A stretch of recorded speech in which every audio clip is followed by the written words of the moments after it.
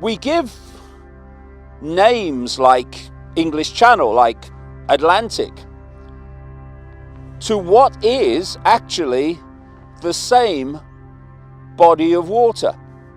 Pacific, same. Indian Ocean, same. South China Sea, same. All these different names when everything is one ocean, one sea. And so it is with the human race. We give ourselves, and we are given, all these names and labels to define us, when actually all of us, none excluded, are different points of attention in the same flow of infinite awareness. Here we are looking at ourselves as divided into labels and names, when actually we're all expressions of the same consciousness, exploring forever. The names, the labels, are just brief experiences, as human is a brief experience for the consciousness that is having those experiences. What a different world it would be if we realized that we are all different expressions of each other.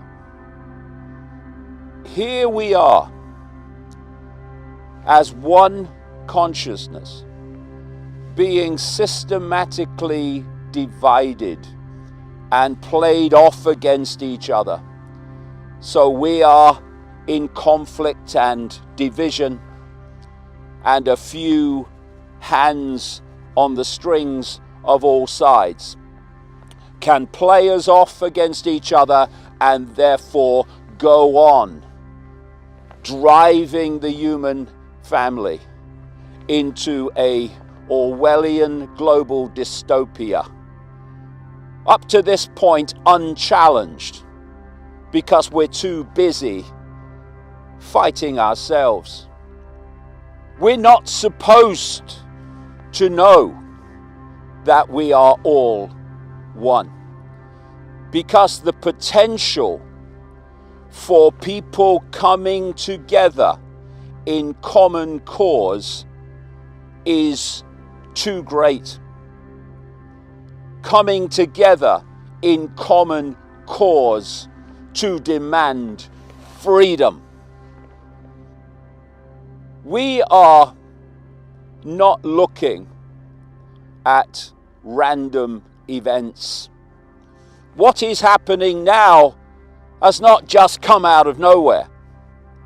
It's been planned for enormous amounts of time.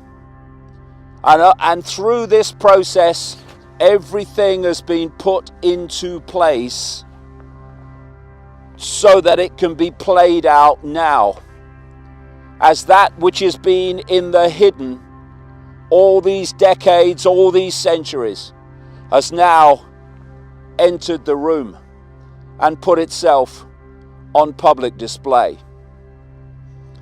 And the key to reaching its goal of this global fascist dystopia is to divide and rule the target population.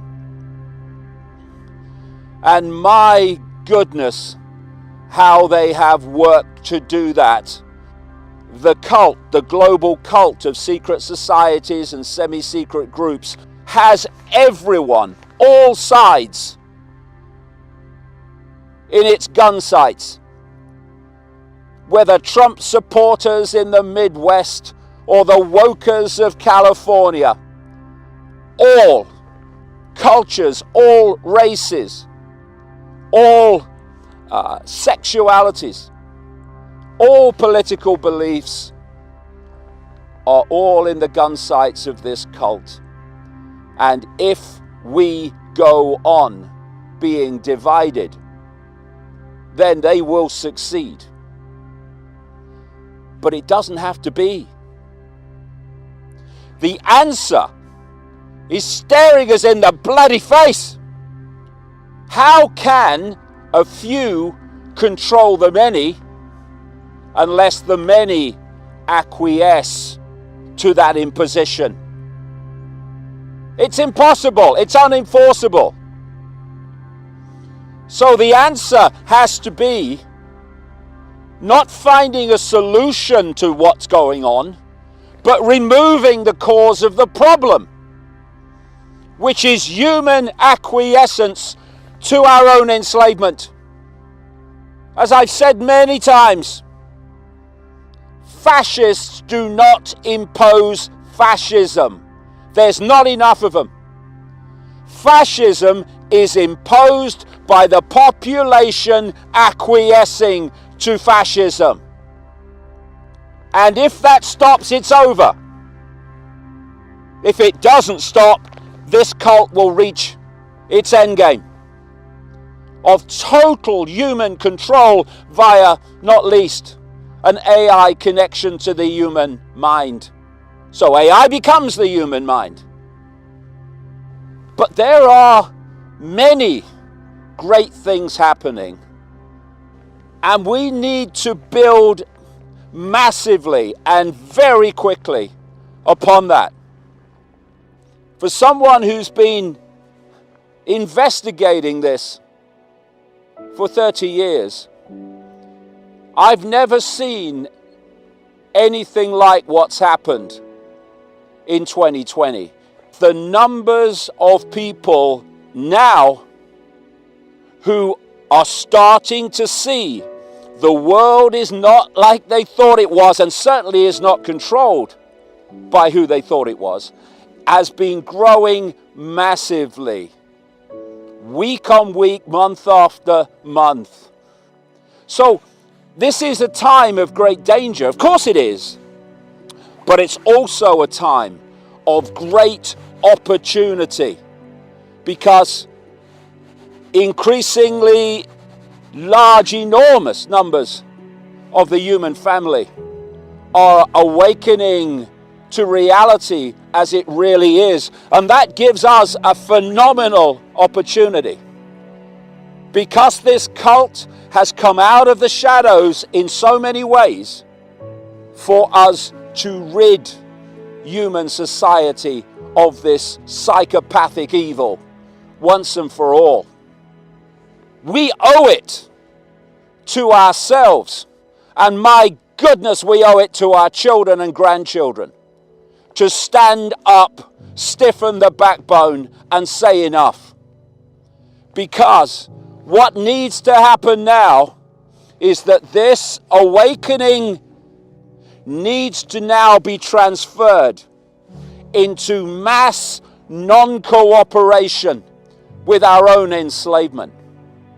And we cannot stand by and watch our kids go like lambs to the slaughter into this dystopian tyranny, while we just watch as it happens.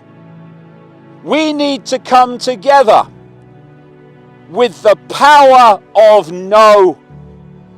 The power of no, and the power of self-respect. Self-respect has broken every tyranny in history. Because without self-respect, you can't break tyranny. It's self-respect that says, I'm not doing it. I'm not cooperating with my own enslavement, and I'm bloody well not cooperating with the enslavement of my kids. So, people of America, people of the world, regain your self-respect and your sovereignty as a unique expression of all that is. It may look daunting, it may look almost impossible for us to turn this around and the direction that we're heading so fast. But it's not.